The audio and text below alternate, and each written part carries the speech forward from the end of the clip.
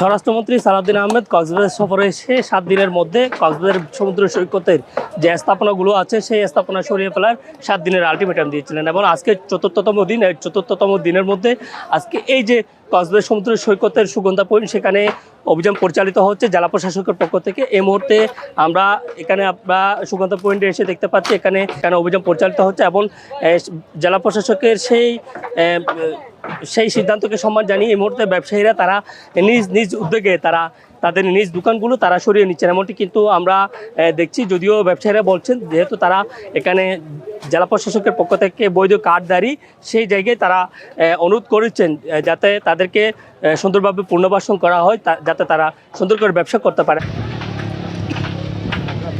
আমরা চাচ্ছি যে আমাদের সরকার যেন আমাদেরকে ভালোভাবে ব্যবসা করার জন্য থাকতে দেয়, নাহলে আমরা এতগুলো পরিবার কোথায় যাব?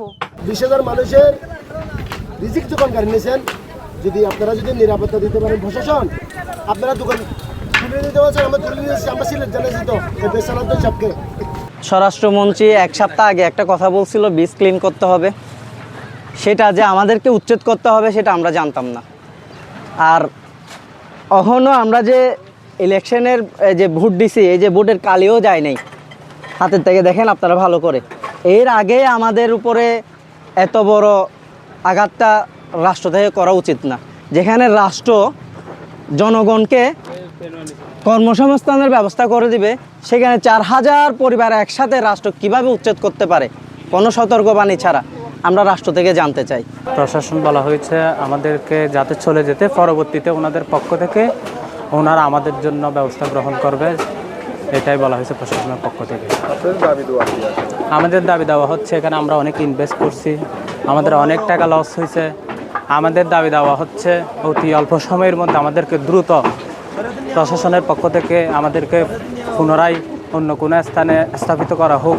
সরকারের সিদ্ধান্ত মেনে তারা এই জায়গা থেকে নিজ দায়িত্বে চলে যাচ্ছে এবং গতকালকে আমরা আপনাদেরকে আপডেট দিয়েছিলাম যে তাদের প্রার্থিত সময়ের প্রেক্ষিতে তাদেরকে আজকে 10টা পর্যন্ত সময় দেওয়া হয়েছিল, কিন্তু যেহেতু তাদের এতগুলো দোকান এবং মালামাল সরিয়ে নেওয়ার জন্য তারা আজকে সকালে আরও কিছুটা সময় প্রার্থনা করে।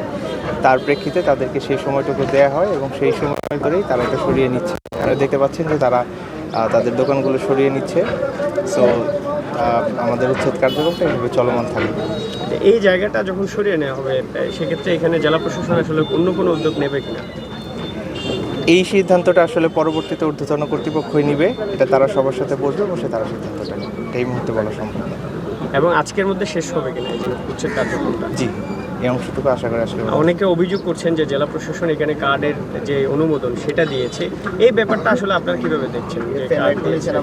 জি, তাদের যাবতীয় যে অভিযোগ তারা সেটা কর্তৃপক্ষের কাছে জানাবে, যে কর্তৃপক্ষ সেটা খতিয়ে দেখে সেই মতামত ব্যবস্থা। অভিযান কি শুধু সুগন্ধায় সীমাবদ্ধ থাকে? না, সমগ্র সৈকতেই ড্রাগন মার্কেটের একটা বিষয় সামনে আসছে।